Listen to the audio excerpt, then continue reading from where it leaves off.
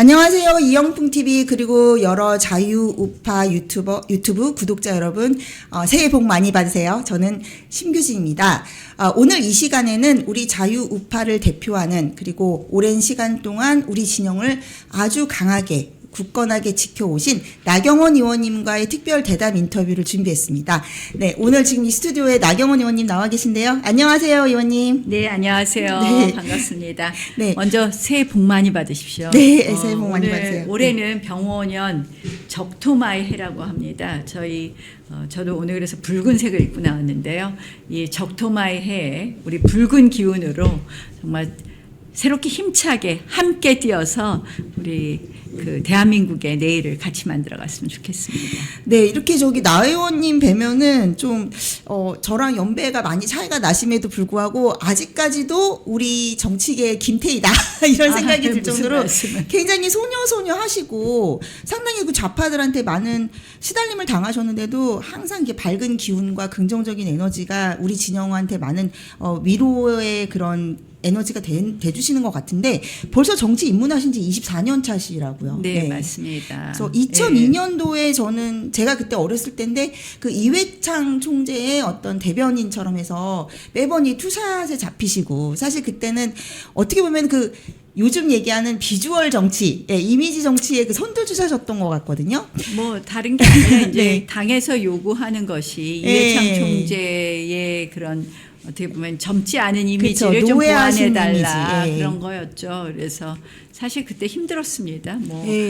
판사를 하다가 딱 정치권에 왔는데 정말 어떻게 보면 어떤 날은 무력감도 있고 또 내 목소리를 내고 내가 뭔가를 하고 싶은 거가 사실 처음 정치 왔을 때 어렵더라고요. 근데 이런 일도 있었어요. 이 유세장을 가면 키도 크고 체격도 좋은 정치인들이 막 밀어내는 거예요. 본인들이 옆에 얼굴이 잡히고 싶어서. 근데 그러면 막 밀리다가요. 그래서 이제 저는 꼭 얼굴이 안 잡혀도 된다 생각하고 뒤에 빠져 있으면 그 다음날 왜 옆에들 쓰질 않고 젊은 정치인들이 다 뒤로 빠져 있느냐 막 그래갖고 또 옆에 막 쓰라고 막 뒤에서 또 떠밀어요.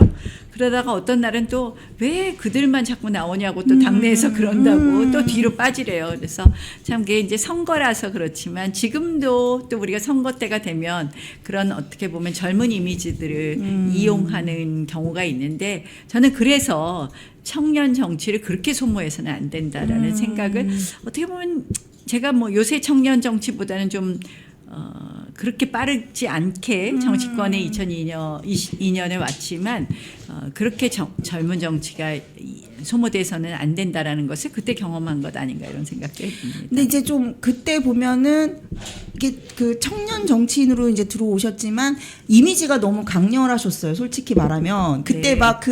나경원 의원님 막 시기 질투하고 자리 다툼했던 그분들한테는 죄송한데 지금도 20몇 년 지난 지금도 이렇게 인상에 남는 거는 저렇게 어디서 되게 꽃같이 되게 예쁜 또 미모에 또 화려한 스펙에 그런 분이 오셔가지고 그게 아직도 저는 되게 크게 강하게 남아있고, 그게 어떻게 보면 정치인 나경원의 큰 자산도 이루었지만 부채라고 할까요? 너무 많은 그 당시부터 주목을 받다 보니까 시기 질투도 많고, 그래서 말도 안 되는 허위 사실로 마타도도 당하시고 막 그때는 또 준비되지 않은 정치 신인이었기 때문에 좀 본인이 되게 당황스러웠던 에피소드랄까, 혹은 또 지금하고는 다르게 그때는 좀 뭘 잘 모르고 그래서 좀 이렇게 준비되지 않은 정치인이기 때문에 막 이용당하거나 아니면은 내가 조금 그때는 뭘 몰라가지고 헤맸지 이런 것들도 좀 있으셨을 것 같거든요. 어떠세요? 참 잘 몰랐던 것이 잘 많았죠. 잘 몰랐던 때이기도 하는데요. 사실은 말씀하신 것처럼 아직 정치인으로서 충분히 준비되거나 성숙되기 전에 이미 인지도라든지 그쵸. 이런 것으로 인해서 불필요한 공격을 계속 많이 받았고 그 공격의 때가 아직도 남아있는 대표적인 것이 이 친일파 아닙니까? 그렇죠. 예, 그건 이제 친일 프레임은 민주당이나 좌파 세력들이 늘 우파 세력들한테 씌우는 프레임인데 그거의 대표자가 나경원이 되었죠. 그래서 그것이 사실은 초선 당선되고 얼마 있다가 있었던 자위대 창설 행사 참석 문제인데요.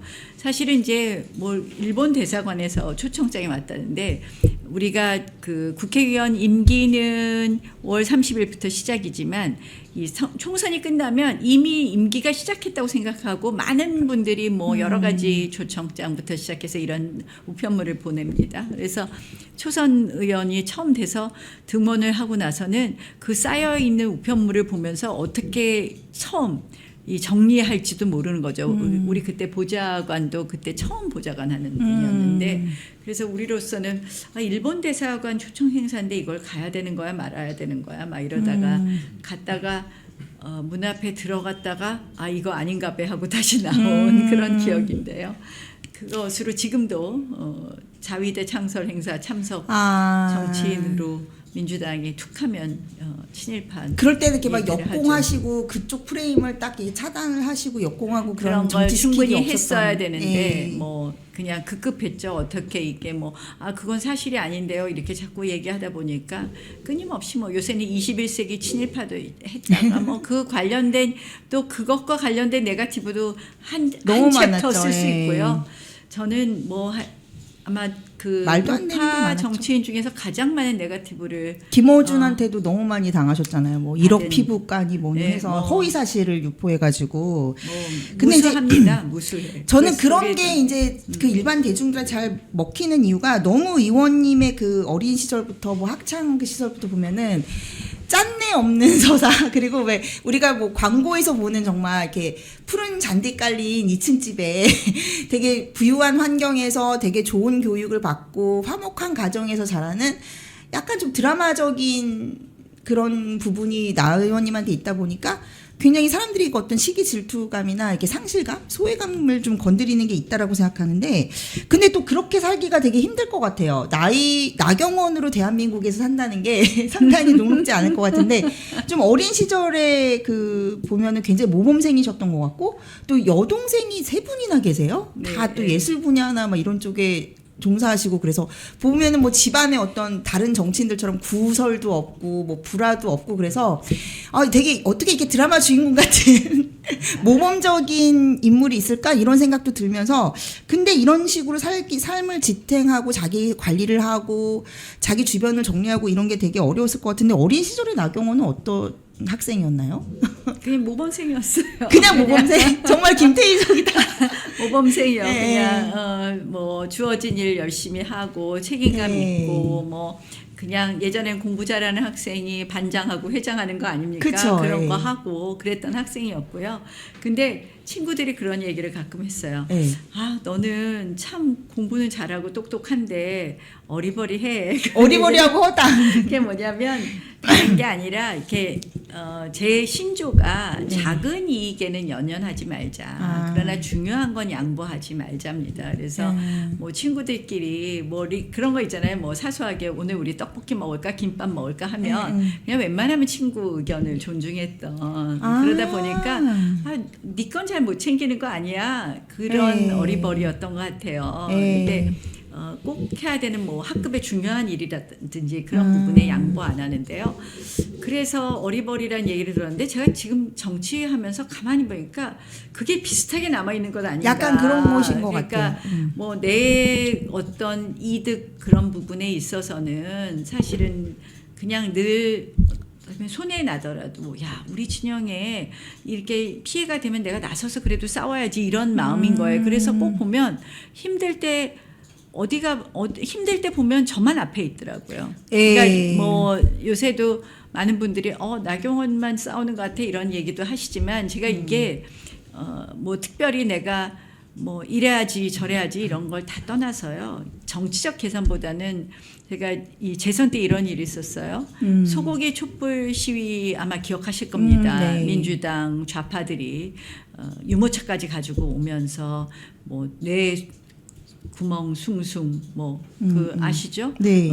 미국산 소고기 먹으면 그런 뇌 아주 구멍 악성 난다는, 루머를 막 터뜨렸죠. 그랬을 때 우리 당 그 많은 언론사에서 토론을 나와달라고 섭외가 막 오는 거예요. 그래서 제가 저는 그래 나가서 한 명의 국민이라도 이것이 가짜 뉴스라는 걸 밝혀야 돼. 그리고 나간다 그랬더니 우리 보좌진들이 다 뜯어 말리는 거예요. 지금 어떤 의원도 안 나갑니다. 이거 지금 이미 막 그 촛불 시위 쓰나미가 오고 있기 때문에 나가면 나갈수록 우리가 손해 납니다. 지지율이 떨어집니다. 그런데 저는 그때 어떤 마음이었냐면 내 지지율이 떨어지더라도 우리의 이야기를 한 명이라도 더 국민들을 설득해야 돼. 그러면서 절박한 마음으로 TV 토론 나가서 이건 정말 가짜 뉴스입니다. 이렇게 얘기했거든요. 그러니까 늘 그래요. 내가 좀 손해 보더라도 이거 해야지. 근데 그 정치를 좀 영리하게 하는 분들은 그런 얘기가 있어요. 어차피 안 되는 판인데 요새 같은 때 그냥 좀 뒤에 좀 빠지고 있다가 나중에 조금 나아지면 그때 움직이자 이런 분들이 맞아요. 있는데요. 전 그렇게는 못 하겠더라고요. 그것 그래서 때문에 좀 많이 오해를 사시는 게 프로 출마러라고 막 그렇게 사람들이 이제 해서 출마를 계속 하시는데 또 낙선을 많이 하셨기 때문에 그건 좀 다른 문제인데요. 예. 정치인은 도전하는 거라고 생각을 합니다. 뭐 프로 출마로는 아마 안철수 의원이 저보다 더 한 것 같아요. 거긴 당까지 옮겨가면서. 근데 저는 뭐 당을 바꾸거나 저는 사실은 이게 내 신념을 함부로 바꾸는 거를 좋아하지 않습니다. 그것이 당장 나한테 어떤 이득이 될지 몰라도 그래서 저는 한 번도 우리 당을 떠난 적이 없던 정치인이고 그래서 이렇게 저렇게 왔다 갔다 하는 뭐 예컨대 민주당 이현주 의원을 보면 아니 민주당에서 엄청 그 당시에 앞장서서 그쵸. 그때 우리가 한나라당이었나 뭐 그렇게 욕을 하다가 우리 당에 와서는 보수의 여전사가 돼 있더라고요. 그러더니 또 다시 민주당을 가요. 저는 그렇게는 못하겠다. 최근에 또 이해운 장관하고 좀 비슷한 연배시잖아요. 뭐 더 안타까움이 많으셨을 것 같아요. 언급하고 싶지 않습니다. 언급하고 싶지 않을 정도로. 그러니까 예. 이제 그래서 저는 이제 어떻게 보면 한 길을 걸어왔고 그것이 어떻게 보면 정치인으로서 해야 될 당연하고 마땅한 일이라고 생각을 하고요. 본인이 만약에 신념이 바뀌었다면 거기에 대한 합당한 이유와 설명이 있어야 되는데 저는 보수와 진보의 신념이라는 건 그렇게 넘나들 수 있을까? 라는 생각을 해봅니다. 특히 대한민국에서 우파와 좌파는 일반적인 보수와 진보는 다르다고 생각하기 때문에 저는 그것은 넘나들 수 없는 부분이라고 생각을 하고요. 그런 의미에서 이제 한 길을 걸어왔고 저는 제가 할 만한 도전을 했었다라고 생각을 합니다. 저는 제가 근데 옛날부터 출마해갖고 사실은 여러 가지 진짜 억울하게 제가 보니까 저는 사실은 옛날에 오세훈 시장 그때부터 이제 제가 다음 미디어담 기자여가지고 그때부터 정치를 봐왔는데 솔직히 그 프로 출마로라는 것은 사실은 어떻게 보면 더 의원님이 희생한 부분이 되게 많으시더라고 제가 취재를 해보니까 그러니까 예를 들면은 오세훈 처음에 그 서울시 재보궐 선거 나갔을 때도 그 오 시장이 그때 자기 직을 걸고 그 무상급식 그거를 하는 바람에 아무도 이렇게 패전 처리 같이 그렇게 좀 의원님이 독박을 쓰신 케이스인데 그때 저는 출마하지 않는다고 했었고요. 그러니까요. 네. 그 당시에 이제 홍준표 당대표 그렇죠. 시절이었는데 꼭 출마해달라고. 그러니까. 예. 왜냐면 2011년 10월이었고요. 그 선거가 네, 10월 26일이었고, 그리고 2012년 4월에 총선, 2012년 12월에 대선이 있었습니다. 그때 홍준표 대표가 저를 설득하면서 권유하고, 권유가 아니라 완전 강권이죠. 강권. 왜냐하면 그 당시에 우리 당에 모 국회의원이 출마한다고 하고 있었습니다. 그랬더니 그 양반으로는 선거가 도저히 안 된다. 인지도도 안 되고 안 된다. 근데 이 선거를 우리가 너무 대패하면 내년에 총선과 대선이 다 힘들어지지 않겠느냐라는 말씀을 하셨고 그 당시에 안철수 씨가 박원순을 그쵸. 내 손을 들어줘서 5% 하던 박원순이 45%가 됐고 우리 당에 누가 나가도 20% 이상 지는 맞아요. 상황이었습니다. 아무도 안 나간다 아무도 안 그러죠. 나설 때. 그리고 특히 생각을 해보세요. 우리 당 이 시장이 나 안 할래 하고 간 그 자리를 우리 당을 또 뽑는다는 거는 국민들한테 시민들한테 납득할 수 없는 일입니다. 그래서 패배가 예측되는 선거였지만 당을 위해서 좀 나가달라. 너무 대패하면 그렇지 않냐. 그래서 제가 알겠다. 그리고 저는 사실은 배지를 떼고 나가야 되는 선거였고요. 그러나 뭐 이번에 내가 이 선거에서 이렇게 기여를 하고 곧 내년 총선이 있으니 총선에서 공천을 주겠지. 그리고 이 정도로 해서 당이 정말 많이 망가지는 걸 막아보겠다고 하고 나갔어요. 그랬는데 나가는 순간 최고위원회의에서 저 선거는 지는 선거니까 자기들끼리 하다가 지는 걸로 만들어야 된다. 절대 우리 중앙당에서는 논평 하나 내지 말라. 그래서 1억 피부과 나오는데 논평 하나 안 나왔던 거 압니까?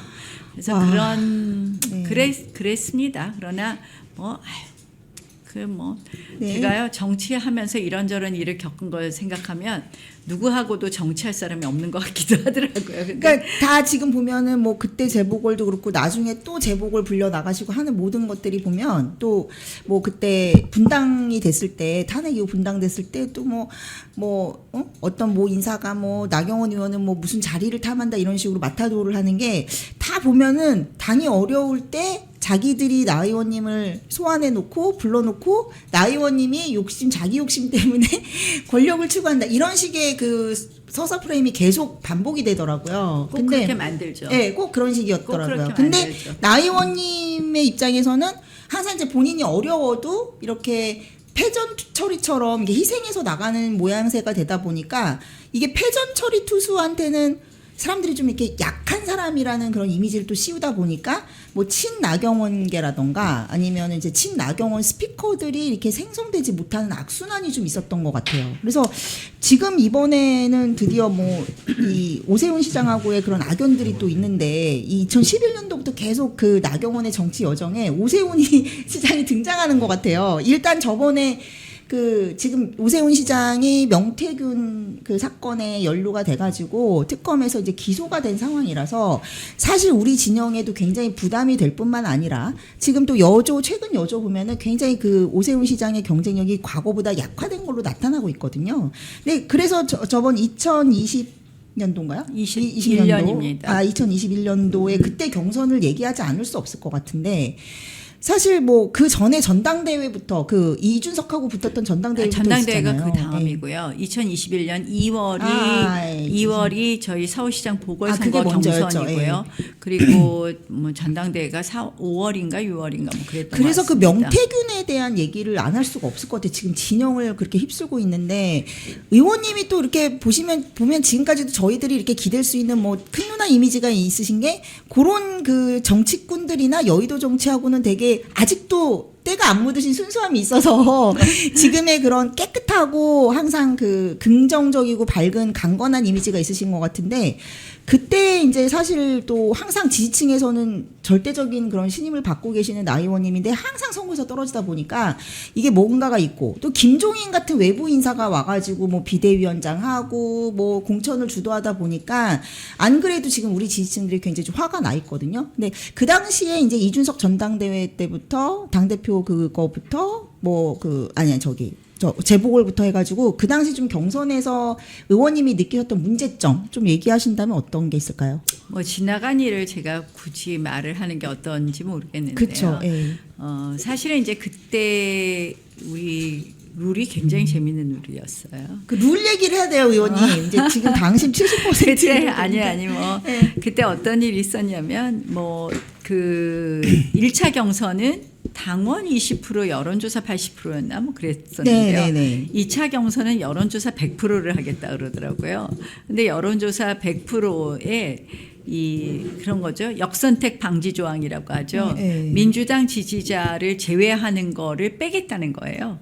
민주당 지지자도 다 답하게 그게 하겠다. 김종인 지도부 비대위에서 그렇죠. 그런 거죠? 그리고 민주당 지지자가 다 답하게 하는 것은 물론이고 재질문을 무한 반복할 수 있게 하겠다. 그러니까 한마디로 싫다 하는 사람도 그래도 한 명만 골라보세요. 그래도 한 명만 골라보세요. 이 재질문을 한 번 더 하는 것 자체가 여론조사를 왜곡하는 건데요. 이걸 무한 반복하겠다고 했습니다. 그러니까 한마디로 이 민주당 지지자를 과표집하는 여론조사를 설계를 했죠. 그리고 세 번째로 너무 재밌는 게요. 나중에 들은 얘기인데 국민의힘 여론조사입니다 하면 그때 미래통합당이었나요? 하면 민주당 지지자들이 전화 끊는다고 그걸 중간에 넣기도 했다고 합니다. 그래서 뭐 재미난 결과가 나오더라고요.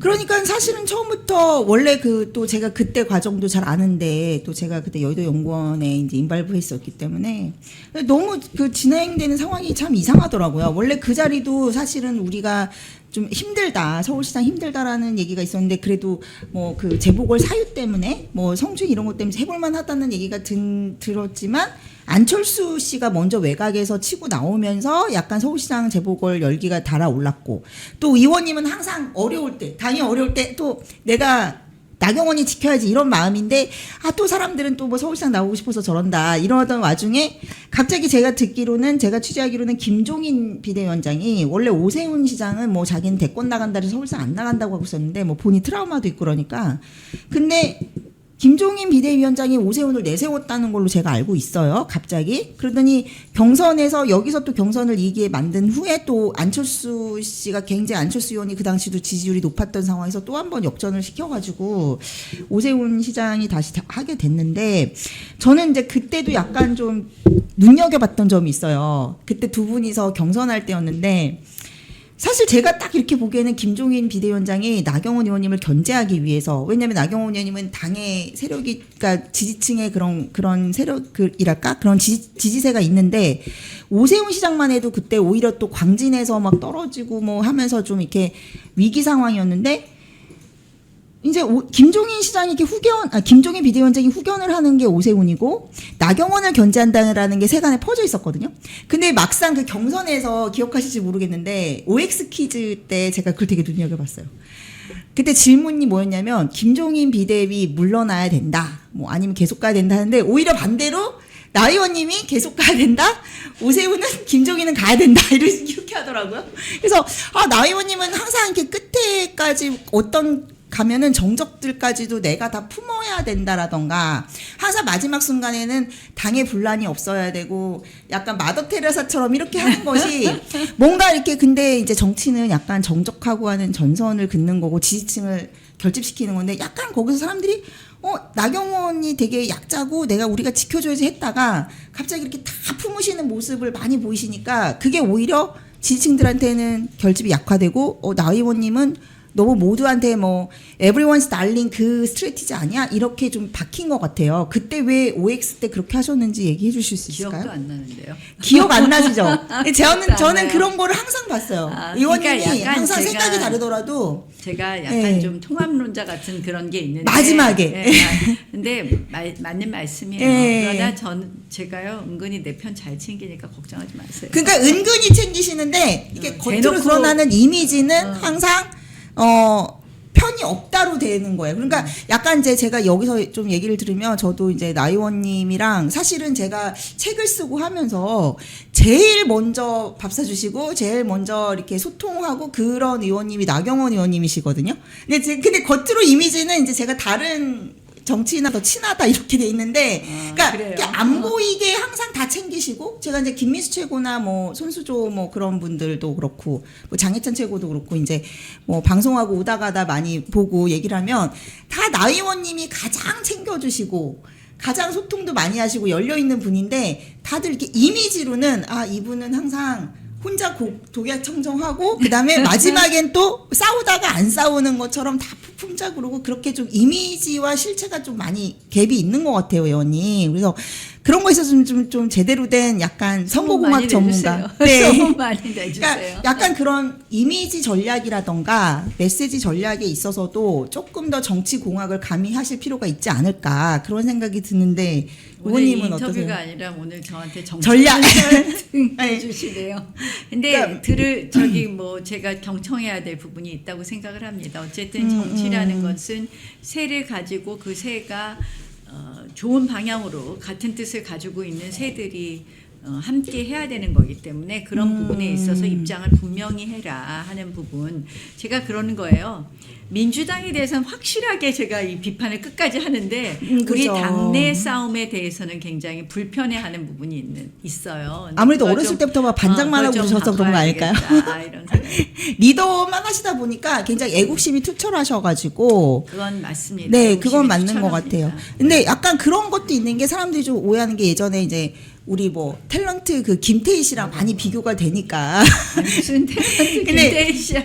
김태희 씨 같이 그렇게 이제 우리 저 의원님도 이렇게 막 소위 말하면 일반인들한테는 좀 이해 안 될 정도로 이렇게 흠결도 없고 되게 엘리트적인 코스만 밟아오셨기 때문에 이제 그런 분들은 내가 열심히 하면 항상 보상이 주어지는 삶을 살았기 때문에 누가 예. 당장 몰라도 누가 알아주겠지. 이렇게 했는데 정치가 내가 그게 쇼잉 안 아니더라고요. 해도 네. 근데 이제 그래서 좀 손해 볼 때도 있는데요. 약간 그런 분들이 이제 또 이제 김태희 씨 같은 경우도 뭐 연기를 왜 저분은 공부는 잘하는데 연기는 못한다 이런 이제 지적을 받으면 어떤 연기 선생님이 그랬다는 거예요. 아 김태희 씨 뭐 지금까지 살면서 너무 서럽고 억울했던 적이 있어요. 그랬더니 본인이 아니 딱히 서럽고 억울했던 적이 없다 그랬다는 거예요. 근데 의원님은 그 정치 입문하시기 전에는 그러셨을 것 같거든요. 딱히 뭐 내가 막 서럽고 억울하고 외로운 적 없었을 것 같은데 정치 입문 후에 나경원은 혼자서 감내해야 될 그런 것들이 되게 많았을 것 같고 그런 면에서 또 약자라고 할까요? 이제 일반적으로 우리 사회 문제 때문에 신음하고 있는 청년이나 대중과의 그 공감 능력이 많이 생성되셨을 것 같은데 어떠세요? 뭐 정치 입문하기 전에 그런 게 좀 없었죠. 없었지만 네. 저는 사실은 우리 아이를 낳으면서 그런 거를 많이 경험하게 되었고 그것이 정치 입문의 계기가 됐다고 봅니다. 네. 뭐 아이 키우면서 이렇게 고난의 자기 아이를 둔 엄마는 늘 어디 가서가 약자의 모습이 되었고 그 아이가 그래도 다른 아이들하고 똑같이 좀 케어될 수 있게 하기 위한 그런 노력을 했던 그 일들이 많았었어요. 그래서 저는 사실은 이제 그런 일을 겪으면서 이 아이에 대한 모욕 그런 모욕이 저한테는 아 정말 이 세상에 이 어쩔 수 없이 낙오된 사람들의 손을 붙잡아 주는 것이 정치가 되어야 되겠다. 그렇고 그러기 위해서는 좌파로서는 안 된다. 좌파 이념으로는. 그래서 우파의 이념, 우파 정치인이 되고자 결심을 했던 것이고요. 그러나 뭐 이제 그거 하고 정치 와서 억울한 거는 좀 다른 부분인데요. 그렇죠. 사실은 뭐 억울한 거 따지면 굉장히 많을 텐데요. 저는 그런 모든 것이 저를 단단하게 해줬다고 생각을 합니다. 근데 또 제가 또 좌파 쪽 정치를 보고 우파 쪽 정치를 보면은 우파 정치인 분들은 굉장히 좀 가족적으로나 뭐 종교적으로나 아니면 사생활적으로 되게 신실하시고 자기 관리가 되게 철저한 모범생들이 많으신데 특히 우리 나 의원님도 대표적으로 되게 화목한 가정 이렇게 고난이나 이런 것도 긍정의 힘으로 해소할 수 있는 거는 가족끼리의 단단한 유대 그런 게 많이 보이시고 저번에 SNL 나오셨을 때도 왜 뭐래더라 뭐 조국하고 뭐 한동훈 뭐 외모 얘기하니까 의원님이 아 우리 남편이 더 킹카여서 나는 그거 잘 모르겠다. 그러니까 거기서 굉장히 저는 제가 또 주변에 많이 들었어요. 저기 사부님께서 너무너무 좋으신 분이라고. 아이고 뭐 너무너무 예. 좋은 사람이 그러니까 어딨어요. 너무 이제 좋은 남편과 가정을 두셨다는 얘기는 주변에서도 되게 많이들 하시더라고요. 그래서 조금 그런 거를 궁금해가지고 어떻게 그 대학교 2학년 때 또 만나서 5년간 연애하시고 또 같이 사법시험 내시고 그것도 굉장히 막 모범생 가족인데 되게 드라마에서나 볼 법한 얘기거든요. 그래서 되게 이분은 뭔가 계획하시면 다 그렇게 가고 가족끼리 되게 끈끈하시구나. 근데 좀 남편분하고 처음 만났을 때 사실은 되게 모범생이니까 인기는 되게 남학생들한테 많아도 되게 막 얼음공주 막 이런 게 연상되거든요. 어떠셨어요? 너무 옛날 얘기를 그렇게 너무 지금도 소녀 같으셔가지고. 우리 남편하고 저하고는 그 같은 동네의 고등학교 그 원래 고등학교 때부터 아셨어요? 그러니까 고등학교 때는 몰랐는데, 그러니까 동네 그 친구. 학력고사 끝나고 나니까 이제 네. 다 그 같은 동네니까요. 이제 우리 근데 유명하셨을 것 같은데 나 의원님은 동네에서도. 글쎄 잘 모르겠어요. 그냥 학교에 공부만 해갖고. 근데 네. 그때 이제 우리 학교에 어떤 친구들이 와갖고 어느 고등학교에 그 누구누구가 서울법대 간다 그러니까 너 가서 한번 봐봐 막 그러면서 그래서 이름을 들었었고 그래서 저기 그때 처음 이제 학교 가서 제가 쟤구나 그런 거 알았죠. 네네. 그러니까 저기 남편분께서도 아셨겠네요. 그러니까. 모르겠어요. 이웃이었으니까 알았을 수도 있고 같은 동네고 같이 서울법대 갔고. 저희 왜냐면 그 대학교 1학년 때 같은 버스 정류장에서 타는 친구 중에서 하나였어요. 되게 이것도 무슨 영화 같은 스토리. 우리 바로 길 건너편에 살았던 거죠. 대각선 길 건너편. 아 근데 뭐 어떻게 누가 먼저 그러면 먼저 접근해서 먼저. 아니 근데 우리 남편 딱 처음 보는 순간 어머 정말 우리 법대인데 어머 너무 괜찮구나. 너무 멋있다. 이런 생각을 입학하자마자. 입학하기 속으로. 전에 입학하기 치과 전에. 들어갔을 때 이미, 그랬는데 예.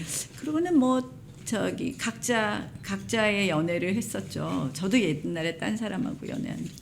아 그러니까 대학교 그 1학년 진짜 때. 오래된 얘기. 어머 진짜 재밌다. 야 이 영화 같다. 그러니까 1학년 때 이제 들어가기 막 전에 고민 상담도 해줬어요. 친구로 막 여자친구. 있다가 어머 진짜요? 와 이거 영화 스토리인데요. 그래서 그때 우리가 스터디 팀이 있었어요. 스터디. 아 이거 되게 또 웃긴 게 바로 뭐 첫눈에 뭐 반해서 결혼한 것도 아니고, 그러니까 약간 그 스크루블 코미디처럼 서로 막 밀당 썸 이런 게 있었네요. 이렇게 친구인데 이렇게 발전한. 예, 우리는 친구야 뭐 이러면서. 알려고 하지 마세요. 지금 내일 모레 저 며느리 보고 막 이래야 되는데. 아 너무 재밌는데. 며느리 보고 사위 봐야 되는데. 그러니까 소위 요새 젊은이들이 요새 말하는 우리 아들한테 하는 말이 있어요. 네. 너 나중에 애기 나면 엄마가 키워줄 테니까 꼭 애기 많이 낳아. 내가 막 그래요. 엄마가 나중에 정치 은퇴하면 어머나. 꼭 애기 키워줄게. 네. 제가 너무 후회되는 게 우리 둘째 아이 초등학교 1학년 때부터 정치를 해갖고 이 아이랑의 시간이 너무 없었어요. 그래서 내가 우리 아들을 못 키워줬는데 우리 아들의 아이는 내가 키워주고 싶은데 그랬더니 하는 말이 엄마한테 못 맡긴다고. 아니 근데 엄마의 이 교육관하고 자기하고 달라서 안 된다고. 의원님은 보면 되게 주변 사람들에 되게 따뜻하게 잘하시고 너무 책임감이 강하셔서 한번 그 아드님한테 뱉은 말은 그냥 딱 100% 완수하실 것 같아요. 근데 대학교 2학년 때 그래서 이제 그거는 더 알려고 하지 말라 이거 보니까 또 의원님이 먼저 프로포즈 하신 거 아닌가 짐작만 하겠습니다. 네. 불리한 주제. 네, 불리한 주제. 그리고 그 의원님 보시면은 이제 저는 궁금한 게 약간 그 사람들이 요새 봤을 때 그 의원님이 이제 그 당시에 그러니까 뭔가 데뷔하셨을 때는 87 체제의 우파였잖아요. 그러니까 그때는 이제 뭐 김영삼 정권 이후에 뭐 산업화 민주화를 이루고 그래서 그때는 이제 실용 보수 그래가지고 MB 하고도 굉장히 인연이 있으시고, 그러니까 이회창 총재 뭐 MB 이렇게 해가지고 갔는데. 그게 지금은 다시 한번 또 시대 정신으로 소환이 되는 부분이 있는 것 같아요. 지금 이제 뭐 서울시도 지금 너무 이제 민주당 좌파들이 나라 곳간을 축내고 그리고 일하는 사람에 대한 어떤 폄하가 너무 많고 그래서 제대로 일하는 만큼 땀 흘리는 만큼 공정한 그런 기회 창출과 그리고 공정한 이 결과의 어떤 배분 그런 성과에 대한 어떤 보상 이런 걸 원하는 게 이제 젊은 청년들의 정치거든요. 근데 동작갑에서 그렇게 어려운 험지라고 할 수 있는데 죄송해요. 동작을인데 그 어려운 험지에서 계속 생존하신 게 이런 청년들의 니즈와 부합하는 정치가 있었기 때문이라고 생각하거든요. 그래서 그런 면에 있어서는 좀 나경원이 굉장히 지금도 유효하고 항상 그런 우파가 지향하는 그런 어떤 노력에 대한 보상 그리고 우리가 실력주의를 이제 증진시키고 고취하면서 전반적인 파이를 늘리고 국가 경쟁력을 높이는 정치 이제 이런 쪽으로 관심이 많은데 의원님께서 이 청년 이제 굉장히 민감하게 반응하시는 것 같아요. 그런 거를 좀 소개해 주신다면 어떨까요? 뭐 사실은 동작은 쉬운 지역이 아니죠. 그렇죠. 그런데 제가 아시다시피 뭐 윤 정부 들어서 이런저런 뭐 저로서는 고난의 길을 걸었고 뭐 연판장 사건도 있고 뭐 그래서 네. 이 지역에 완전 천착하자 해서 2023년 1년은 지역에서 한 번도 밖으로 나오지 않았습니다. 강서구청장 선거를 제외하고는. 근데 이제 저희 지역은 대학교가 3개나 있는 그렇죠. 학교예요. 예. 지역이에요. 그래서 저는 늘 생각하는 것이 이 가장 중요한 것은 이 정책으로 다가가야 된다고 생각을 하는 거예요. 이 이념 우리가 늘 뭐 선거 때만 되면 중도 하는데 저는 중도라는 이념이 있는 것은 아니고 이념은 우파 좌파의 이념이 있고 중도는 한마디로 특별히 어떤 쪽으로 결정하지 않은 집단입니다. 결정하지 않은 층이고 그들한테 다가가는 건 그들에게 손에 잡히는 정책을 줘야 되고 그것을 우리의 방법으로 우파의 방법으로 주는 거라고 생각을 하고요. 그런 면에서 청년 정책이나 청년 공약도 내세웠고 제가 동작에서 선거를 할 때는요. 사실은 교육 이야기만 했습니다. 교육.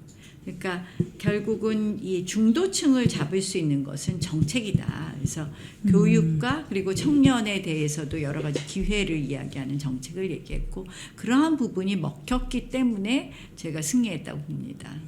근데 이 동작에서 이제 저는 참 승리하기가 힘든 지역임에도 불구하고 지금도 그러거든요. 나경원이 아니었으면 거기 어떻게 이기냐. 그리고 또 뭐 향후에도 뭐 예를 들어서 뭐 가정적이지만 뭐 의원님이 뭐 어떤 지방선거 나가신 거나 하는 거를 가정했을 때 뭐 그 지역에 누가 나가려고 하겠냐. 그렇게 홈진데 그럼에도 불구하고 또 모순적으로 여러 뭐 레거시나 이런 여러 스피커들이 말하는 거는 근데 나경원 의원이 서울에서 뭐 중도 확장성이 있겠어? 뭐 이런 또 얘기를 한단 말이죠. 그러니까 상당히 그 모순된 얘기예요. 사실 그렇게 나 의원님이 여러 가지 총알을 맞아가고 뭐 레거시 미디에서 막 그렇게 구구몰이 함에도 불구하고 동작에서 이긴다라는 거는 나경원이 가지고 있는 세련된 그런 우파 그 엘리트 이미지가 있기 때문이고 굉장히 그 민생에 되게 민감한 그런 게 있는데도 불구하고 그런 식으로 이렇게 매도하는 거. 특히나 이제 오세훈 시장하고 비교해서 오세훈 시장이 되게 지금 여론조사나 이런 거에도 불리하게 나옴에도 불구하고 오 시장은 중도 확산성이 있는 사람이고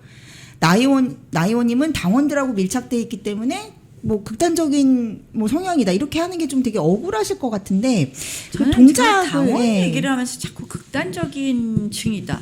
당원을 말이 안 밀심하고 되죠. 어긋난다. 나는 정말 이거는 우리 당을 폄훼하는 거라고 생각을 하고요. 아니 지금 당원이 100만이나 됩니다. 그렇죠. 저는 당심이 민심이라고 생각을 하고 우리 당원들은 굉장히 합리적인 분이다. 결국 당원까지 하겠다는 것은 그만큼 애국심이 있고 그만큼 나라 걱정을 하시는 분들이에요. 어떤 선택이 과연 이 한마디로 더 전략적일까를 우리보다 더 객관적이고 전략적으로 하신다고 이렇게 봅니다. 그래서 우리 스스로 우리 당원을 폄훼하는 것처럼 이런 바보스러운 일이 있는가 하는 생각이 들고요. 최근에 7대3도 마찬가지입니다. 다른 것이 아니라 당을 위해서 기여한 분들의 생각들을 존중하는 것이 합당한 거 아닙니까? 우리 당의 후보를 뽑는데. 근데 뭐 민심 운운하면서 50%씩 여론조사를 넣는 것에 대해서 지금 어떤 문제가 있냐면 여권이 매우 조직화되어 있고 역선택을 하기 굉장히 쉬운 구조화되어 있다. 한마디로 김어준 방송에서 아침에 오늘 서울시장 후보 국민의힘 후보 여론조사하는 날이다 하면 그들은요 알아서 조직화된 개딸들이 알아서 민주당 지지자라는 것을 속이고 여론조사에 응한다고 봅니다. 우리도 우리끼리 동네에서 그런 거 해요. 카톡방에서 우리 당원들은 그만큼 조직화되지 않고 사람 숫자도 적은데도 전화 오면 그래도 누구 하는 게 우리한테 유리해요. 한마디로 역선택을 하는 거거든요. 그리고 지금 최근에 여론조사가 오차범위 밖으로 굉장히 다르게 나오는 경우가 많아요. 실제 투표하고. 그러니까 예컨대 작년에 방송국 출구 여론조사에서 저는 그러니까 작년이 아니라 벌써 2년이 됐군요. 2024년 총선 때 마이너스 4.3%로 진다고 나왔는데 결국은 8.2%를 이겼거든요. 그러면 이렇게 오차범위 밖으로까지도 나오는 여론조사를 50%라 반영한다. 이건 맞지 않거든요. 그래서 이런 부분을 이야기하면 당심을 지금 와서 존중하는 것이 말이 안 된다는 얘기들을 하시니 참 그럼 누가 당원하겠습니까? 당세 확장이 제일 중요한 거 아니에요?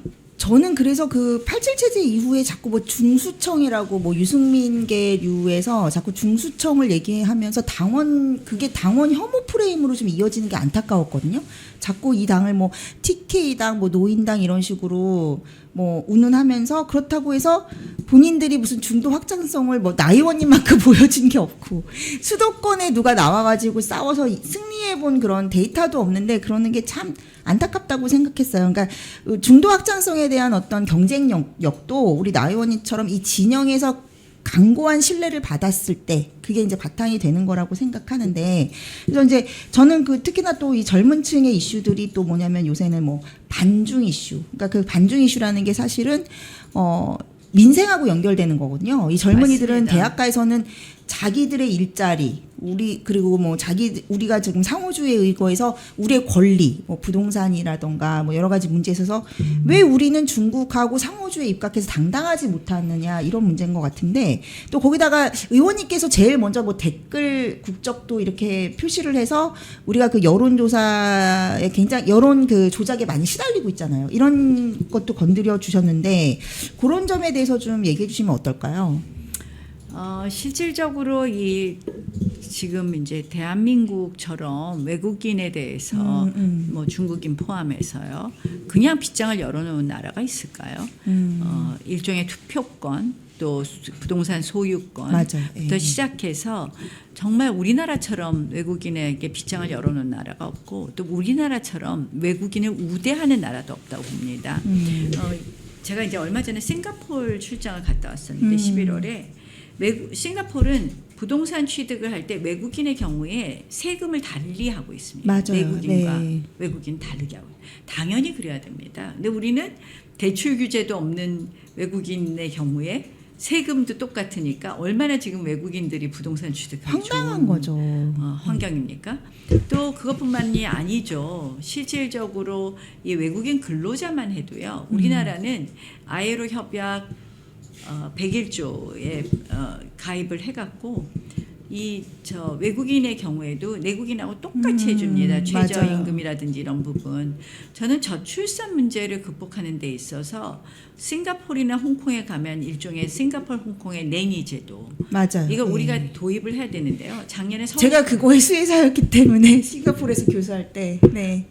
작년에 서울시가 잘못한 거는요. 그렇죠. 그거를 엄청 잘못했죠. 왜 잘못했냐면 하우스 헬퍼 직종으로 들여오고 그리고 그 임금을 차별화했어야 되는데 케어 기버로 데리고 들어와 갖고요.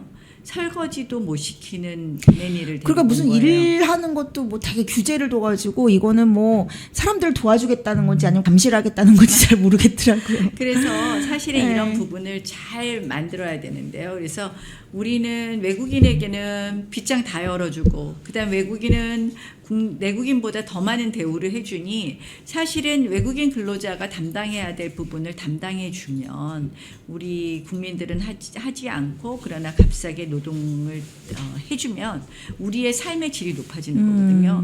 근데 참 대한민국은 근본적으로 그런 부분에 있어서 설계를 잘못하고 있다. 그래서 이런 부분을 좀 고치고 싶은 게 제 정말 사실 의원님께서 그때 하고 저출산 싶은 대책위원회 했을 때도 그 헝가리식 그 정책을 하셨을 때 너무 반응이 다들 좋았었고 그리고 지금 뭐 싱가포르 얘기도 하셨지만은 그런 부동산 문제라던가 그 외국인에 대한 문제 그리고 이런 뭐 내니 문제는 제가 뭐 스페인이나 또 저 싱가포르에서 직접 교수 생활하면서 내니 고용해 봤기 때문에 저도 그런 거를 막 칼럼을 쓰고 그랬는데 자꾸 좌파들이 그런 거를 뭐 차별한다 이런 식으로 해서 그렇죠. PC적으로 이렇게 막 PC적인 관점 자기들이 정의를 독점했다. 이거로 해가지고 막 공격을 차별이 하더라고요. 아니라니까요. 그러니까 차별이 아이로 아니죠. 협약 실용주의지. 111호네요. 111호인데 그게 뭐냐? 우리가 그거 탈퇴해야 됩니다. 제가- 저는 탈퇴해야 된다고 네. 주장을 하는데요. 이게 차별이 아니라요. 그 근로자의 임금은 노동 생산성 플러스 그 사람의 이 기본적인 이 삶을 영위할 수 있는 그 기준에 따라서 정리를 해주는 겁니다. 또 노동 생산성도 낮을 뿐만 아니라 언어가 자유롭지 못하니까 그리고 이 사람의 기본적인 어떻게 보면 삶을 유지할 수 있는 그 비용이 이들이 외국인 근로자들이 한 85%씩 본국에 보내요. 본국의 삶을 유지하는 이 생계비 우리보다 훨씬 적잖아요. 그렇죠. 그러니까 우리는 합리적으로 조정해 줄 수 있는 거죠. 윈윈하는 관계를 만드는 거지 이게 차별이 아닌데 자꾸 그 사람들이 자기들이 도덕적인 척하면서 위선을 떨면서 현실과 맞지 않는 제도를 하는 도덕은요, 거죠. 도덕은 이 지금 보수는 분열해서 망하고 진보는 부패해서 망하는 꼴이 됐잖아요. 지금 완전 옛날하고 달라진. 지금은 이제 진보 보수도 아니고 좌파 우파라고 하는 게 맞는 것 그러니까 같고. 우파는 뭐 부패해서 이제 망하고 좌파는 옛날엔 분열해서 망한다 그랬는데 그랬는데 지금 완전 거꾸로입니다. 완전 거꾸로기 때문에 네, 지금 좌파의 부패상을 보십시오. 제가 일일이 뭐 얘기하다 보면 끝이 없어요. 그래서 성범죄뿐만 맞아요. 아니라 이 기본적으로 뭐 공천 대가 1억 원 수수 이런 거 나오는 것까지 저는 이 부패 문제 확실히 도려내야 된다고 생각해요. 그래서 우리 나경원 의원님이 예전에는 비주얼 정치인이고 뭐 베스트 드레서고 이런 좀 그런 외향적인 걸로 많이 소비가 됐었는데 언론에 지금은 진짜 동물성 여전사 우파로서 딱 전면에 나서신 것 같고 그만큼 이제 새로운 옛날부터 자아가 원래 그랬어요. 원래 그랬는데 근데 자꾸 비주얼로 덮어서 그렇지. 시장의 니즈에 의해서 그렇게 됐는데 그래서 제가 요번에 이제 하이퍼젠더라는 책을 쓴 것도 사실 걸크러쉬와 관련돼서 요즘은 이제 오히려 여성 정치인들이 그런 그 세간의 어떤 시선에 갇히지 않고 진짜 아젠다를 얘기하고 실질적인 우리 사회의 문제 해결을 위한 리더가 되는 그런 사회 속에서 제가 이제 뭐 여성 징병제라든지 이런 거 그러니까 지금은 그 병역 자원이 계속 이제 줄어들고 인구 절벽이 되니까 그런 뭐 안보 문제라든가 이런 뭐 치안 문제라든가 국가가 지금은 이제 새로운 사회 계약을 써가지고 국민들도 이제는 뭐 남성 여성으로서가 아니라 우리가 얼마큼 뭐 공동체에 헌신하고 그만큼의 보상을 줄 것인가 이런 얘기를 하고 있는데 의원님께서 또 뭐 외통이 그런 뭐 해가지고 대표적인 또 아주 그냥 뭐 미국에도 되게 탄탄한 인맥이 있으신 걸로 유명한데 지금 우리의 안보 상황이 너무 힘들고 그렇지 않습니까? 그래서 그런 쪽에 있어서의 이게 또 우리 민생하고도 연결되는 거고 앞으로 그래서 그렇죠. 그런 제가 쪽에 좀 늘 비전을 하는 얘기가 네, 그렇죠. 안보가 밥이다. 안보가 밥이다 정말 요즘은 안보가 네. 밥입니다. 특히 코로나 이후 그리고 이제 신냉전 체제 이후에는 이제 그게 더 중요해진 블록화된 것 같아요. 경제 네, 구조하에서 그렇죠. 안보가 밥이고요. 근데 이제 계속 지금 뭐 트럼프 정부의 이재명 정부 하다 보니까 이런 부분이 계속 삐끗삐끗한 네, 부분이 네. 있고 기본적으로 지금 대한민국의 뭐 환율이라든지 이런 부분을 보면 결국 이재명 정부가 잘하는 게 하나도 없다는 걸 다 알면서도 지금 쇼잉에 속아가는 거 아니겠습니까? 그래서 사실은 지금 이재명 정부가 이 우파들한테 핵 잠수함 하나 갖고선 지금 그냥 원자력 잠수함 만들겠다. 이거 하나로 그냥 퉁치고 갔는데요. 한번 보십시오. 노동신문을 지금 읽게 하고 있어요. 노동신문이 언론입니까? 아니죠. 그거는 북한의 선전선동 매체고 선전선동 게시물이에요. 그렇죠. 근데 그거를 보게 하는 것 저는 이거 자체가 이제 또 안보 빗장을 열었다고 보는 거예요. 그래서 이 지금 말로 원자력 잠수함으로 흐리고 있는데 그건 구체화되는 거 하나도 없고요. 사실상 한미 동맹은 뿌리부터 지금 흔들리고 있다. 전작권 문제부터 시작해서 그래서 굉장히 이 이재명 정부가 이 높은 지지율을 바탕으로 이 안보를 뿌리부터 흔들면서도 우리를 속이고 있는 것에 우리는 모를 수 있다는 점이 굉장히 안타깝고요. 내년에 또 이제 미북 정상회담을 또 추진하는 부분이라든지 이런 부분 때문에 이게 이제 트럼프 정부가 이 좀 전통적인 또 이 안보관하고는 조금 다른 또 그 길을 그렇죠. 가는 부분이 있어서 굉장히 우려스럽다는 말이 네. 생각이 듭니다. 그 점에서 저는 제가 의원님 의원실 찾아뵀을 때 되게 인상 깊었던 게 그 굉장히 많은 미국 쪽과의 인맥들 옛날 뭐 콘돌리자 라이스랑 같이 이렇게 투사 찍으신 것도 있고 워낙에 그쪽에 인맥이 좋으시니까 아무래도 지금 좌파 정부에 대해서 국민들이 불안해하는 거는 한미일 동맹을 굉장히 전통적인 그 굳건한 그 동맹 관계를 무너뜨리는 거 아닌가 이런 위협도 있고 또 이제 트럼프 쪽의 정부 인사들하고 이렇게 긴밀하게 협조가 되는가 뭐 그런 의구심도 있는데 그쪽에 있어서 좀 의원님께서 많이 힘써 주시면 지지층들도 그렇고 국민들도 많은 좀 안심 그런 게 좀 될 것 같아요. 우리 또 나경원 보유국이다 이렇게 해가지고 뭐 애 많이 쓰겠습니다. 사실은 네네. 예전에 이제 그 트럼프 일기 때 굉장히 그때도 뭐 미북 정상회담 이런 걸로 많이 힘들었을 텐데 문재인 정부의 본질을 트럼프 그 일기 정부에 알리는데 혁혁한 무슨 노력을 하셨고 독립운동 하는 마음으로 했었는데요. 이번에도 좀 잘 해보겠습니다. 네. 그리고 이제 좀 의원님 보시면 제가 동작을 해서 이렇게 선거전 하시는 거 보면은 사실 그 유튜브 구독자도 그 국민의힘 정치인 중에서는 제일 많으신 편이세요. 13만 명이나 되시고.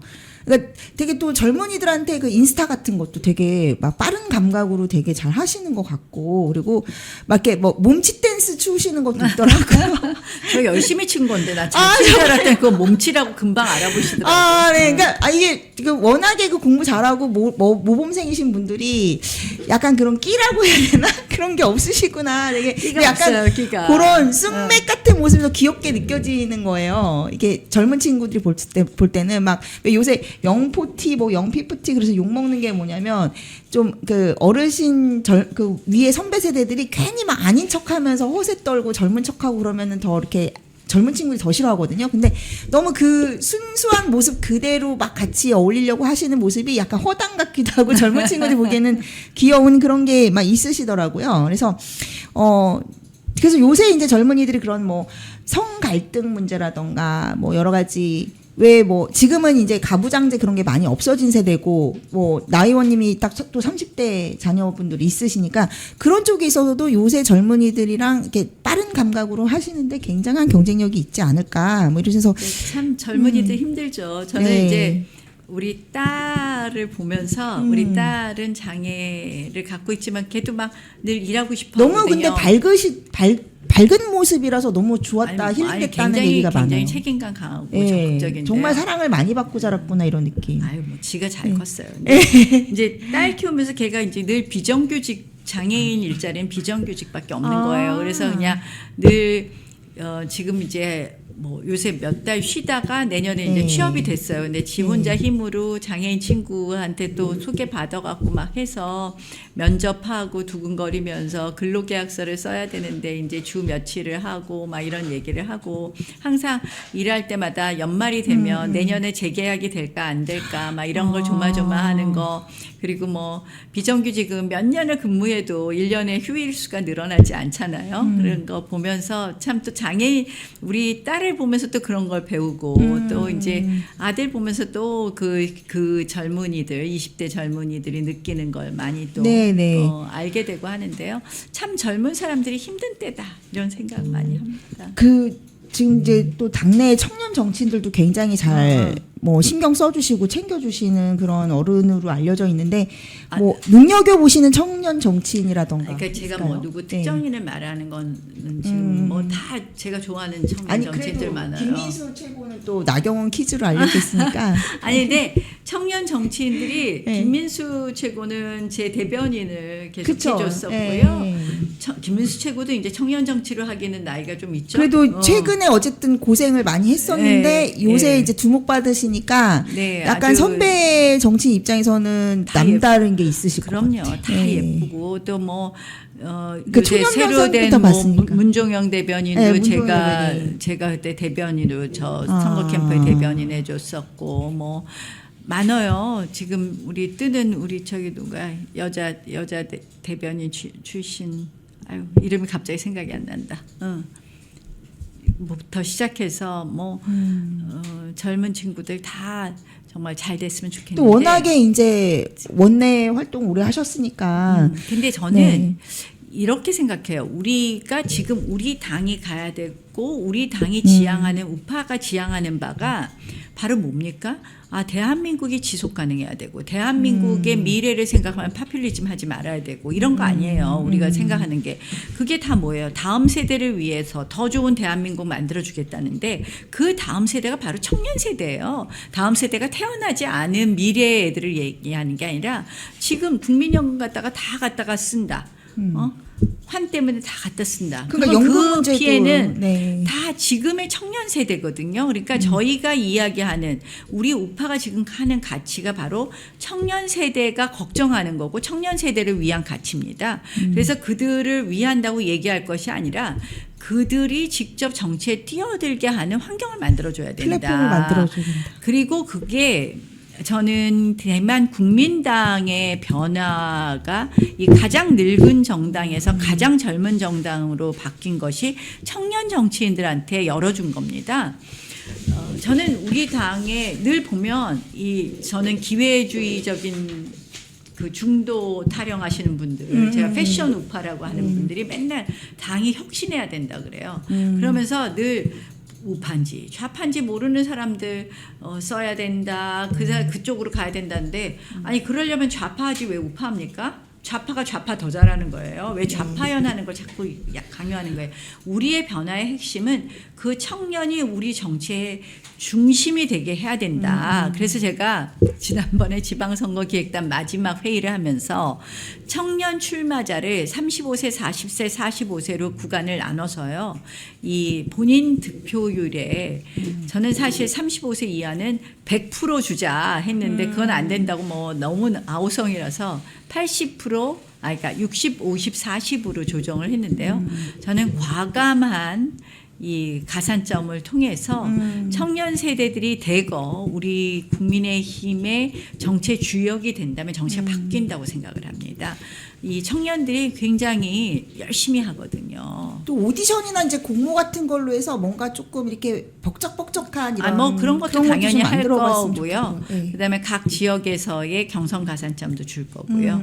그래서 청년이 주역이 되는 것이 우리가 지향하는 가치를 실현하는 거고 그리고 그것이 바로 당의 변화가 된다고 생각을 해서 저는 두 가지를 다 충족하는 거라서 내년 지방선거에서 청년 정치의 장을 좀 만들어주고 싶은 게 저의 마지막 정말 이 지방선거 기획단의 마지막 회의에 저의 마지막 화두 청년이여 국민의힘에 취업하라.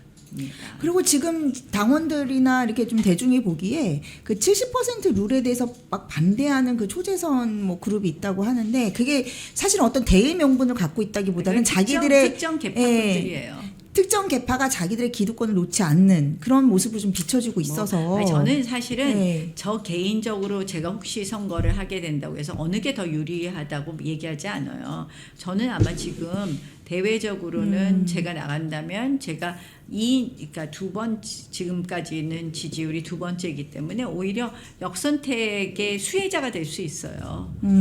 그거는 항상 바뀌거든요. 근데 저의 유불리를 따지는 것이 아니라 당이 강해지려면 당세가 확장되려면 그래도 당원을 소중히 생각해야 된다고 생각합니다. 그게 또 이 70%룰 이런 문제가 사실은 뭐 당내 개혁 그리고 당원 중심적인 정당 이제는 좀 당원들이 효능감을 느낄 수 있고 당연히 그리고 뭐 당원 왜 합니까? 100만 200만으로 가는 게 결국에는 이제 당원들이 당원 민주주의 이런 거를 해야 되고 저번에 대선에서도 사실은 되게 좀 어이없는 뭐 후보 교체 사건에서 전당원 투표라는 걸로 해서 이제 당원의 힘을 좀 보여줬잖아요. 이제 그런 진짜 게 어이없는 교체는 저게 당이 원칙을 좀 잘 안 지켜서 그래. 그런 면에 있어서는 이제 이 좀 현안 얘기를 안 할 수가 없는데 장동혁 지도부에서도 그러니까 이 나경원 의원님한테 이제 지방선거 기획단을 맡기면서 좀 더 강한 당 그리고 70%룰 같은 그런 구체적인 이제 아젠다도 던지고 있는데 아직도 장동혁 지도부를 좀 인정하지 않고 막 흔들려는 개파 정치를 하는 사람들이 많잖아요. 그리고 지금 또 뭐 그 한동훈 전 비대위원장이었나요? 한동훈 전 대표의 그 가족 연루 사건도 본인이 뭐 사실상 시인을 해가지고 이게 사람들을 좀 굉장히 놀라게 하고 있는데 이런 기강을 세우고 하는 데 있어서 이런 되게 분열을 일으키는 개파 정치에 대한 의원님의 중진으로서의 생각이라던가 또 앞으로 지도부를 자꾸 흔들고 원칙을 좀 무시하고 이게 기강이나 질서를 해치는 그런 행위에 대해서는 어떻게 해야 된다고 보시나요, 의원님? 네. 그런 부분이 밝혀지면 우리가 특히 법적인 부분에 있어서도 문제가 있는 부분, 추상 가치. 저는 원칙대로 대응해야 된다고 생각을 합니다. 네, 원칙대로 기강을 세워야지 이게 잡음이 없어지고요. 특히 이제 이렇게 당성 얘기를 하면 마치 그거는 극우적인 행태라고 얘기를 하는 것. 그건 축소지향적이라고 생각하는 것 자체가 우리 스스로 우리의 근거를 부정하는 거 아니겠습니까? 우리 당은요, 당성이 너무 부족해서 이 모양이 됐습니다. 네. 우파는 왜 이렇게 대한민국에서 자꾸 쪼그라지느냐? 당성과 역사성과 헌법 가치에 대한 이 이념 무장이 안 돼서입니다. 저는 앞으로 우리 공천할 때 그게 가장 중요하다. 내가 이번에도 이 반드시 시험을 보는데 그 시험을 무슨 뭐 컴퓨터 잘해, 뭐 AI 잘 이용해 이런 시험이 아니라요. 헌법, 그다음에 건국사를 중심으로 한 역사 강의를 반드시 하고 그거를 시험 보라고 했습니다. 우리 당이 그런 부분이 부족했기 때문에 우리가 역사 전쟁에서도 계속 밀리는 거예요. 지금 이들이 늘 하는 피해 회복, 뭐 보호사 끝도 없습니다. 얼마 전에도 또 하나 더 통과됐는데요. 그러니까 뭐 여순 사건이나 뭐 이런 부분도요. 전부 다 역사를 뒤집어 버리거든요. 근데 아무도 나가서 얘기 안 해요. 욕 먹을까 봐. 네. 의원님께서 그러다 보니까 대한민국의 역사는 왜곡이 되었고 보수 우파는 자랑스러운 대한민국을 만드는데 가장 중요한 역할을 했음에도 불구하고 우리는 독재의 후예인 것처럼 되어 있는 거예요. 저들은 지금 부도덕과 부패의 지금 본산이 되고 있는데 이거 하나 제대로 공격하지 못하고 뭐 부패, 독재 이런 거를 다 우리가 업고 있는 거예요. 저희는 기적의 후예입니다. 대한민국의 기적을 만든 후예고 우리가 그러한 것을 만들었음에도 불구하고 지금 한 이승만 정권부터 시작해서 전부 다 독재 이렇게 가지고 있는 거 아닙니까? 그거는 왜냐? 우리가 용감하게 싸우지 않았기 때문이에요. 한번 보세요. 민주당은요. 끊임없이 모든 전직 대통령들을 다 신격화합니다. 심지어 이 성문제로 지금 그 생을 마감한 박원순 그쵸. 전 시장도 지금 뭐 민주화 묘지인가 어디인가 그죠. 몰래 도둑이장 해놨어요. 성남시에. 근데 우파는요. 끈질기게 싸우지 않아요. 문화 전쟁과 역사 전쟁에 나올 그런 좀 우리는 전사들을 그 전쟁을 해야 됩니다. 네. 근데 그 전쟁하면 앞에 나선 사람 다 화살 맞거든요. 그러면 우리는 선거 때만 되면 중도 화살 안 맞은 사람이 앞에 서야 돼. 그런 문화가 있기 때문에 우리는 아무도 화살을 맞으려고 하지 않습니다. 저는 뭐 용감하게 화살 맞고 그리고 또 처절하게 싸워서 왔는데요. 그래서 제가 단단해졌다고 뭐 당내 문제든 당외 문제든. 근데 용감한 전사를 키워야지 우리 당이 강해지는 거 아닙니까? 그리고 저는 너무 부끄러운 게 봐보세요. 김대중 공항도 만든다 그러지. 김대중 컨벤션 센터도 있지. 광주 가면 그래요. 뭐 봉화마을 가면 또 그 노무현 뭐 봉화마을이에요. 우리 이승만 박정희 대통령 뭐 있나요? 어디에? 우리는 우리 스스로 반성해야 됩니다.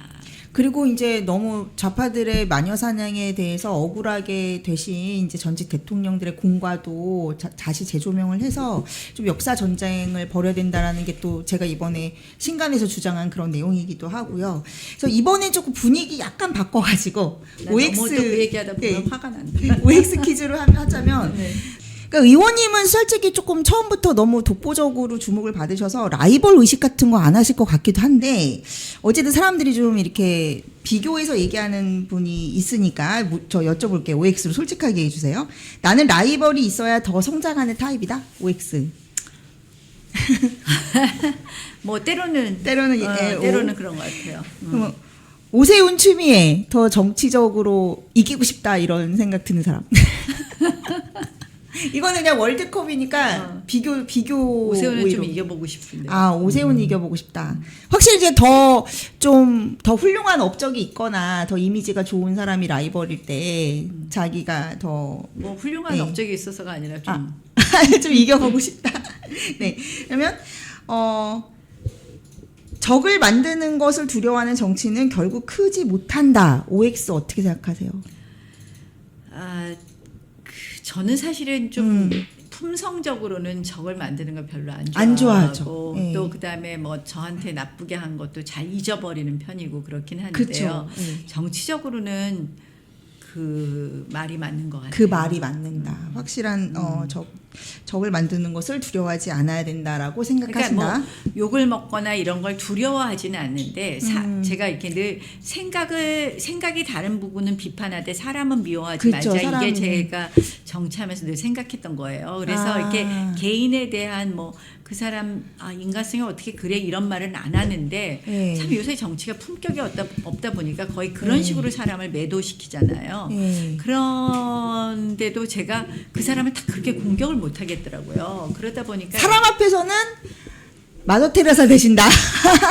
네, 그냥 신명 그런 거예요. 앞에서는 굉장히 공고한데. 서영교 의원이 뭐 예컨대 맞아요. 예. 앞에다 그리고 놓고 김어준하고도 말도 또 안 되는 이런 공격을 하는데 당신은 딸을 인턴 그 등록까지 해놓고 그래놓고서 무슨 말이 많아 이렇게 말을 못하겠다. 그것도 그렇고 이제 의원님이 그러신 게 이제 그러니까 말은 이런 거 굉장히 있잖아요. 강성이신데 어. 말은 그러니까 강고한 우파 신념을 가지고 계심에도 불구하고 이게 사람들이 사람으로 생각을 하니까 아무리 본인한테 막 공격했던 뭐 김어준이니 진중권이 또 만나면 막 투샷 찍으시고 그러니까 어쨌든 투샷을 강요당할 때도 있어요. 강요 당할 때도 있고 이렇게 맺고 끊는 게 그러면 저 사람은 되게 확실하지 못한가 보다 뭐 그런 생각도 들기도 하거든요. 그래서 이게 약간 미스매치되는 제가 네. 잘 노력해 보겠습니다. 네.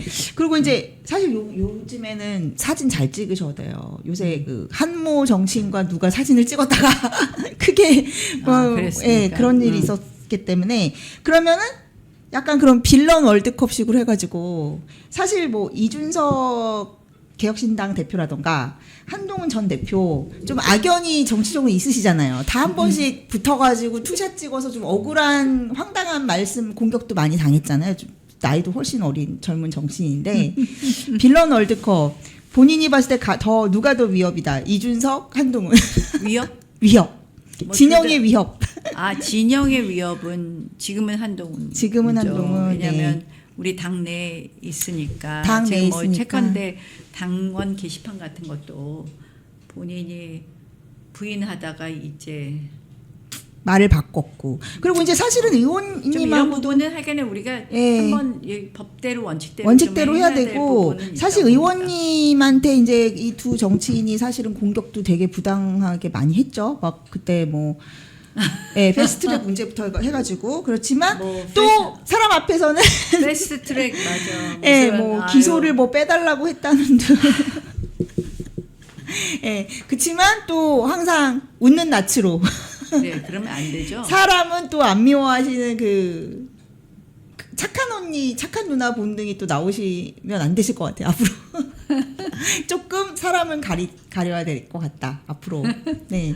잘 생각해 보겠습니다. 네. 그리고 이제 좀 저희가 그러니까 너무 모범생 같은 교과서 같은 나경원 말고 그러니까 교과서 네. 같은 나경원 그러니까 이게 배드가이 전략이 편하다니까요. 네, 맞아요, 맞아요, 근데 맞아요. 이게 너무 그렇지 않으니까 괜히 뭐 쓸데없는 공격 너무 많이 받아요. 요새도 무슨 통일교 무슨 어쩌고 저쩌고 하는데 진짜 돈 수천만 원 받아 먹고 그러니까 의원님이 그게 프레임을 시계는 어디로 갔는지 그러니까요. 그러니까 프레임을 그 트럼프적으로 요새는 막 트럼프도 그렇고 이렇게 프레임을 완전 바꿔서 공격이 최고의 방어인데 의원님은 그냥 되게 시험 문제 풀듯이 나한테 어떤 질문을 주면 그거에 답을 하니까 아니요. 예. 그 공격을 했어도 예. 저들의 집요함에 당해낼 수가 없는 예. 거예요. 그래서 약간 완전히 그냥 동문서답하듯이 프레임을 바꿔버리잖아요. 저 좌파들은 이제 그런 그 전략 전술도 조금 이제 배양하셔야지 네, 덜 알겠습니다. 여전사가 된다. 그리고 이제 좀 이런 인간 뭐, 나경원의 취향이 좀 궁금한데 제가 이게 나무위키가 맞는 건지 모르겠는데 좋아하는 남자 배우는 미래라는 드라마를 너무 좋아하셔가지고 거기 남자 주인공 좋아했다. 그 맞아요? 그게?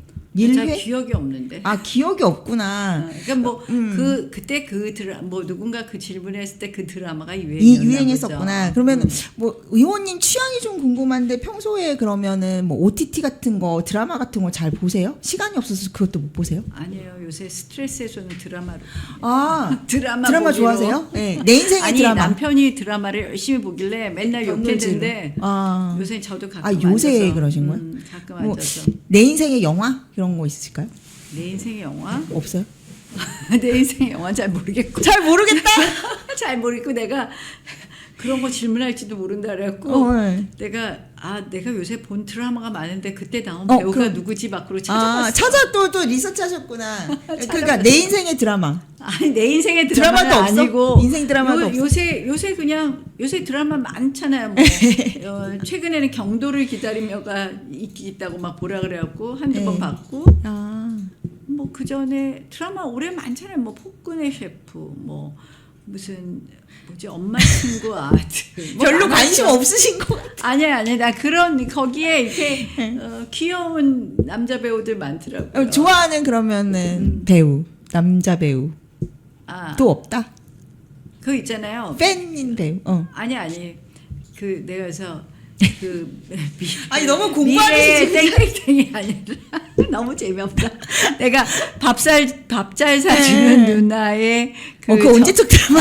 그래 언제적 드라마야. 근데 그것도 꽤 한 10년 됐을걸요? 그 친구가 어. 요새 또 엄마 친구 아들에도 나왔던데 그 정혜인이가 아, 팬인데 이름도 잘 기억 못하는 팬.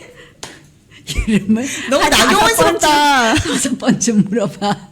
우리 남편한테 그런 거 말하면 안 되는데. 아, 그러면 이러면 안 되겠죠. 너무 구닥다리 같죠? 어? 아니 근데 너무 나경원스러움이 있어가지고 의원님 캐릭터 유재미신 것 같아요. 이게 그러니까 보통의 중년 여성들을 하고 좀 다르니까 막 뭐 임영웅 좋아하고 막 그리고 뭐 누구 뭐 좋아하고 막 그런 느낌이 아니고 내가 어떤 배우를 좋아한다고 얘기해야 되지? 약간 아니 그게 아니라 시험 문제 풀듯이 아니 그게 아니라 진짜 그냥 보면 다 재밌다 그러고 보고서는 그다음에 네. 또 잊어버리고요. 그다음에 왜 이렇게 또 우리 그런 거 있잖아. 이러면 너무 놓친 애 같다. 그냥 젊은 사람은 다 예뻐 보이는 거야. 남자고 여자고. 네. 그래서 우리 남편한테 하여간에 배우 이름은 한 사람당 한 5번씩은 물어보는 것 같아요. 아까 이제 몸치라는 거는 살짝 들키셨는데 그 동생분들이 자매분들이 다 또 음악 쪽에 뭐 하피스트 막 이러고 정말 이렇게 드라마 같아요. 약간 뭐 교수님이시고 막 그런데 그러면 음악이나 그런 노래 같은 거 잘 하세요, 의원님? 노래도 잘하겠습니까? 옛날에 고등학교 때 막 노래 반장 나와서 노래 부르라는데 하고선 선생님이 야 진짜 음치다 그러고 했던 그 기억이 너무 아픈 기억이 있는데 예쁘면은 음치도 다 용서되잖아요. 제가 진짜 정치하면서 너무 재미가 없는 삶이에요. 제가 뭐 노래방에를 가겠습니까? 그러니까. 무슨 나가서 뭘 할 수가 없어요. 그리고 애들하고 가족여행 가도 우리 딸은 그래도 좀 참아주는데 아들은 엄마라는 게 그 남들이 알아서 우리 가족이 불편해하는 걸 너무 싫어하기 때문에 모자 쓰고 마스크 쓰고 가라 그러기 때문에 그런 그 모자도 이렇게 번거진 모자를 써야 돼. 근데 하여간에 그래서 재미가 하나도 없는데 그 정치하고 나서요 지역구 국회의원은 그러니까 국회의원은 2004년부터 했지만 지역구 국회의원은 2008년부터 했잖아. 부르는 노래 딱 2개예요. 경로당이나 우리 가면 노래를 불러야 되잖아. 딱 2개밖에 안 불러. 동작구 사람들은 내가 나타나면 그냥 그 노래 틀어. 남행열차, 서울의 창가 2개밖에 안 불러요. 그래서 완전 의무방어전으로 하시는 그 거네. 노래들은요. 네. 제가 박자 딱딱 맞추면서 또 또 모범생처럼 정박으로. 불러요. 아니 그러니까 여기서 제가 솔직히 말하면 뭐 제가 진짜 너무 국민의힘에도 제가 5선 뭐 4선 이런 정치인분들 많이 뵀지만 우리 저 나경원님은 5선인데 진짜 저기 희귀템이다. 청순경원. 청순경원으로 제가 청순. 닉네임을 붙여드려야 될 정도로 되게 진짜 좀 이런 말을 좀 좀 이렇게 중견 정치인분한테 하는 게 조금 신뢰될지도 모르지만 정말 때가 안 묻으신 분이다. 아니, 내 정치를 너무 제가 어쩔 때 보면 공부하듯이 하는 거예요. 너무 이런 생각이 공부하듯이 드는 것 하세요. 같아요. 예, 내가 해야 될 것에 대한 그리고 공부하듯이. 민주당하고 싸워야 되는데 막 그러면 정말 얼마나 그 이제 그 고민 뭐 어떻게 해야지 막 이런 거 하다 보면요. 요만큼도 여유가 없는 거예요. 저는 지난 1년이 정말 저한테는 고생스러운 한 해였어요. 네.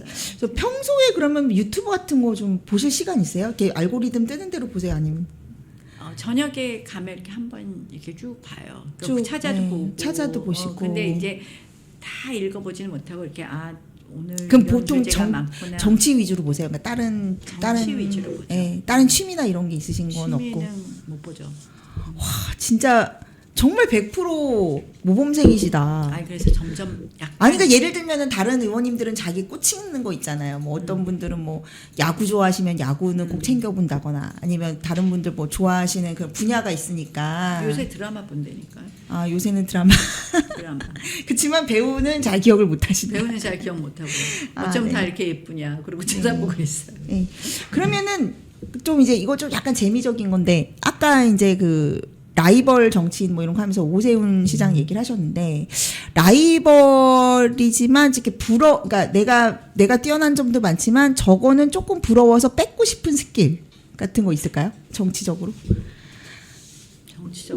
정치적으로나 뭐 인간적으로나 내가 저거는 좀 라이벌한테 배워서 내가 더 강한 나경원이 돼야지 뭐 이런 거 하나 있을까요? 아니 뭐 라이벌이 아니라 어떤 정치인이라도? 예. 아니면 뭐 멘토분들도 많으시잖아요. 뭐 이회창 총재부터 해가지고 뭐 이명박 대통령 뭐 해가지고 그러니까 어떤 정치인한테는 이거는 내가 너무 감탄을 해서 나한테 없는 부분인데 내가 더 국가에 봉사 헌신하기 위해서는 이거를 좀 가져왔으면 좋겠다. 뭐 참 불행한 게 우리 멘토들이 많이 없어지신 게 너무 안타깝죠. 너무 안타깝고 우리가 멘토에 대한 그런 재조명이나 이런 걸 해야 되는데 돼요. 우리가 역사를 만들어야 이명박 돼. 대통령만 해도 너무 막 악마화 되셔가지고 그러니까. 네. 근데 이명박 대통령님이 참 성과가 있으신 정치인이세요. 그렇죠. 정말 성과가 있으신 정치인이에요. 그게 이제 이명박 대통령께서 어떻게 보면 이 현실적인 어떤 성과가 많으셨던 분이라서 그렇다고 생각을 하는데요. 저는 뭐 이명박 대통령님의 그런 성과, 그런 어떻게 보면 추진력 이런 부분을 그러니까 정말 높이 사고 이게 이제 정치에 있어서의 추진력을 실제 어떤 그 민생에 있어서의 추진력으로 보여주는 것 이런 거 같은 거는 되게 부럽더라고요. 그건 물론 그런 자리에 계시기도 했지만 그런 부분은 정말 좋은 것 같다는 생각이 저번에 들고요. 그때 이제 이명박 대통령이랑 같이 이렇게 회동하셔가지고 하신 모습이 거기서 조금 희망을 본 것 같아요. 이제 우리도 뭔가 레거시를 계속 가져나가고 원로들로부터 이제 배울 거 계승할 거를 나경원 의원님을 통해서 또 새로운 세대로 계승할 수 있겠다 이런 생각도 들었는데 이제 뭐 되게 이제 마치면서 좀 마지막으로 좀 두 가지 질문 드리고 싶은데 OX로 지금의 나는 과거보다 훨씬 단단해졌다. 오라고 말해야 되겠죠, 당연히. 당연히. 당연히. 뭐 진짜 별별 일을 다 겪으면서, 겪으면서 이 자리에 왔는데요. 아, 이게 이제 정치 이렇게 보면서 참 대한민국 정치가 이렇게 망가진 때가 있나 하는 생각이 들어요. 그런데 이런 상황에서 제 나다움을 잊지 않으면서도 대한민국을 위해서 기여해야 되겠다라는 생각이 더 단단하게 네. 나는 아직도 정치적으로 보여주지 못한 얼굴들이 있다. 네. 더 많이 다양한 모습을 비장의 무기로 딱 아직도 숨기고 있습니다. 네, 네. 오늘 시간 내주셔서 너무 감사드리고요. 저는 개인적으로 이번 특별 대담이 뭐 제가 개인적으로 기자 출신의 뭐 교수고 그래서 뭐 저널리스트로서도 되게 의미 있는 시간이었지만 또 개인적으로는 우리 나경원 의원님을 정말 이렇게 동생처럼 되게 멘토처럼 생각하는 그런 사람 중에 제가 하나지 않을까 이런 생각이 듭니다. 그래서 사실 이번 대담이 우리 지지층들한테 그 알려지지 않았던 나경원 의원님의 진짜 민낯. 약간 얼핏 보면은 굉장히 좀 얼음공주 같고 막 너무 뭐 빈틈도 없고 흠결도 없기 때문에 교과서적이라서 조금 노잼이고 뭐 AI 정치인처럼 정답이고 뭐 이런 나경원의 그 서사에는 사실 일반인들이 쉽게 보지 못한 그런 굉장히 그 본인의 헌신 그리고 끈기 그다음에 열정 그런 자기 절제 그리고 회복 탄력성이 있었다라는 점을 조금 더 많은 분들과 공유하고 싶었습니다. 그래서 우리나라 그 보수 정치판에서 대한민국 정치판에서 나경원으로 살기 참 힘들다. 예. 그리고 그럼에도 불구하고 이 극한 환경에서 좀 더 동물성 여전사 보수로 진화하고 성장해 주신 나경원 의원님께 존경의 말씀과 감사의 말씀을 드리면서 이만 마치겠습니다. 여러분 새해 복 많이 받으시고요. 나경원 의원님도 많이 성원해 주십시오. 감사합니다. 고맙습니다.